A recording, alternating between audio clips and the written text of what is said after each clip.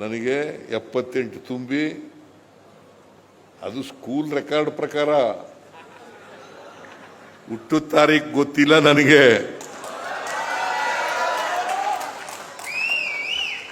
ಮೇಷ್ಟ್ರು ಬರ್ಕೊಂಡಿರೋ ಡೇಟ್ ಅದು. ಆ ಕಾಲದಲ್ಲಿ ಒಬ್ಬ ರಾಜಪ್ಪ ಅಂತ ಮೇಷ್ಟ್ರು ಇದ್ರು. ನಾನು ನೇರವಾಗಿ 5ನೇ ತರಗತಿಗೆ ಸೇರ್ಕೊಂಡೆ. 1 ರಿಂದ 4 ಓದಿಲ್ಲ ನಾನು. ನೇರವಾಗಿ 5ನೇ ತರಗತಿಗೆ ಸೇರ್ಕೊಂಡೆ. ನಾನು ಮುರಲಿಂಗಯ್ಯ ಅಂತೇಳಿ ನಮ್ಮ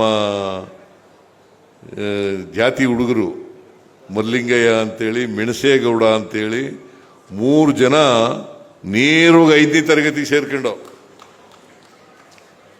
ಆ ರಾಜಪ್ಪ ಮೇಷ್ಟ್ರು 5ನೇ ತರಗತಿಗೆ ನನಗೆ ಸೇರಿಸದೆ ಹೋಗಿದ್ರೆ ನಾನು MLA ಆಯ್ತಿರಲಿಲ್ಲ, ಮಿನಿಸ್ಟ್ರು ಆಯ್ತಿರಲಿಲ್ಲ, ಡೆಪ್ಟಿ ಚೀಫ್ ಮಿನಿಸ್ಟ್ರು ಆಯ್ತಿರಲಿಲ್ಲ, ವಿರೋಧ ಪಕ್ಷದ ನಾಯಕನೂ ಆಯ್ತಿರಲಿಲ್ಲ, ಮುಖ್ಯಮಂತ್ರಿನೂ ಆಯ್ತಿರಲಿಲ್ಲ.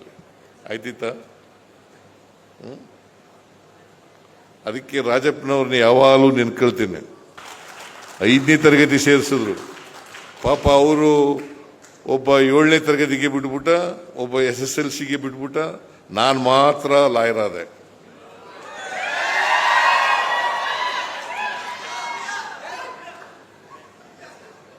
ಲಾಯರ್ ಆದ್ರಿಂದ ಈ ಮಟ್ಟಕ್ಕೆ ಬೆಳಿಲಿಕ್ಕೆ ಸಾಧ್ಯ ಆಯ್ತು ಅಲ್ವಾ?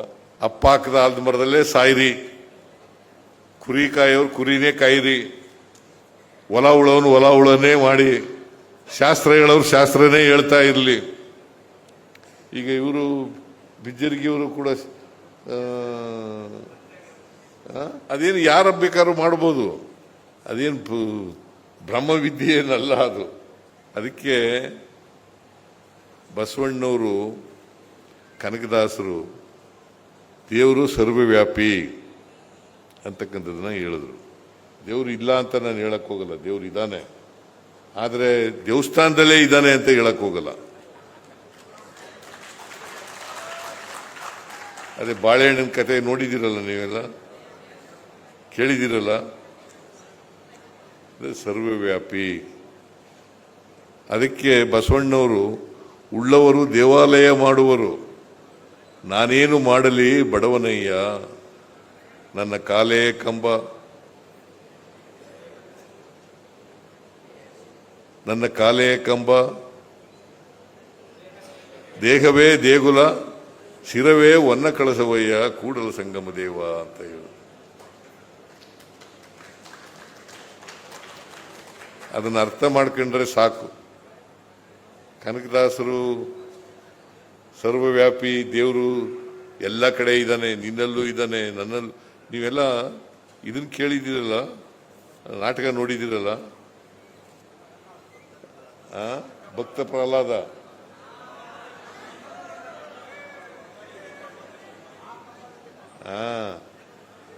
ನೀವೆಲ್ಲ ಕೇಳ್ಬಿಟ್ಟು ಮರ್ತು ಬಿಡೋದು. ಆಮೇಲೆ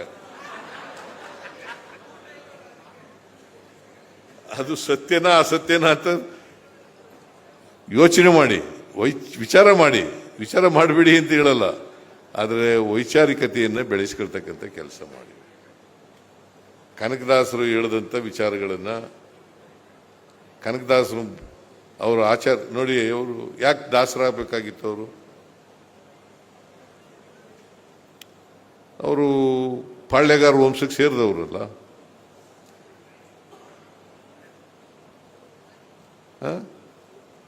ಯಾಕೆ ದಾಸರಾಗಬೇಕಾಗಿತ್ತು? ಎಲ್ಲನೂ ಬಿಟ್ಟು, ಅಧಿಕಾರ, ಅಂತಸ್ತು, ಸಂಪತ್ತು ಎಲ್ಲನೂ ಬಿಟ್ಟು ತ್ಯಾಗ ಮಾಡಿ ದಾಸರಾಗಿ ಸಮಾಜ ತಿರ್ತಕ್ಕಂಥ ಕೆಲಸವನ್ನು ಮಾಡೋದು. ಬರೀ ಭಕ್ತ ಕೀರ್ತನೆಗಳನ್ನು ಮಾತ್ರ ಆಡಲಿಲ್ಲ. ಅವರ ಕೀರ್ತನೆಗಳಲ್ಲಿ ಈ ಅಸಮಾನತೆ ವಿರುದ್ಧವಾದಂಥ ವಿಚಾರಗಳಿದ್ದಾವೆ. ಇದನ್ನ ಮಾಡ್ತಕ್ಕಂಥ ಕೆಲಸ ಮಾಡಬೇಕು. ಅದಕ್ಕೆ ಜಯಂತ್ಯೋತ್ಸವ ಮಾಡುವಾಗ ಎಲ್ಲ ವಿಚಾರಗಳನ್ನು ತುಲನೆ ಮಾಡ್ತಕ್ಕಂಥ ಪ್ರಯತ್ನವನ್ನು ಮಾಡಬೇಕು. ನ್ಯಾಯ ಸಮಾಜಕ್ಕೆ ಏನು ಹೇಳಿದ್ದಾರೆ, ಏನು ಬೇಕಾಗುತ್ತೆ ಈ ಸಮಾಜಕ್ಕೆ, ಅಂಥ ವಿಚಾರಗಳನ್ನು ಅರ್ಥ ಮಾಡ್ಕೊಳ್ತಕ್ಕಂಥದ್ದು ಅತ್ಯಂತ ಅವಶ್ಯ. ಅದನ್ನು ಕನಕದಾಸರು ಹೇಳಿದ್ದಾರೆ. ಆ ವಿಚಾರಗಳನ್ನೆಲ್ಲ ನಿಮಗೆ ಗೊತ್ತಾಗಲಿ ಅಂತೇಳಿ ಇಂಥ ಜಯಂತ್ಯೋತ್ಸವಗಳನ್ನೆಲ್ಲ ಮಾಡೋದು. ಅವರ ಆದರ್ಶಗಳನ್ನು ಅಲ್ಲಿ ನಡೀತಕ್ಕಂಥ ಪ್ರಯತ್ನ ಮಾಡ್ತಕ್ಕಂಥದ್ದೇ ಕನಕದಾಸರಿಗೆ ಸಲ್ಲಿಸ್ತಕ್ಕಂಥ ಗೌರವ. ಬರೀ ಅವರಿಗೆ ಹೂನಾರ ಹಾಕೋದು ಮಾಲಾರ್ಪಣೆ ಮಾಡೋದು ಅಷ್ಟೇ ಗೌರವ ಅಲ್ಲ. ಅವರ ಆದರ್ಶಗಳೇನಿದ್ದಾವೆ, ಆ ದಾರಿನಲ್ಲಿ ನಡೀತಕ್ಕಂಥ ಅವ್ರ ವಿಚಾರಗಳೇನಿದ್ದಾವೆ, ಅದನ್ನು ಮೈಗೂಡಿಸ್ಕೊಳ್ತಕ್ಕಂಥ ಕೆಲಸ ಮಾಡ್ತಕ್ಕಂಥದ್ದೇ ನಾವು ಕನಕದಾಸರಿಗೆ ಸಲ್ಲಿಸ್ತಕ್ಕಂಥ ಗೌರವ. ಆ ಥರ ರೀತಿಯಲ್ಲಿ ನಾವು ಎಲ್ಲ ಪ್ರಯತ್ನ ಮಾಡೋಣ ಅಂತಕ್ಕಂಥ ಮಾತುಗಳನ್ನು ಹೇಳಿ ನನ್ನ ಮಾತುಗಳನ್ನು ಮುಗಿಸ್ತೇನೆ. ಜೈ ಹಿಂದ್, ಜೈ ಕರ್ನಾಟಕ, ಜೈ ಸಂವಿಧಾನ.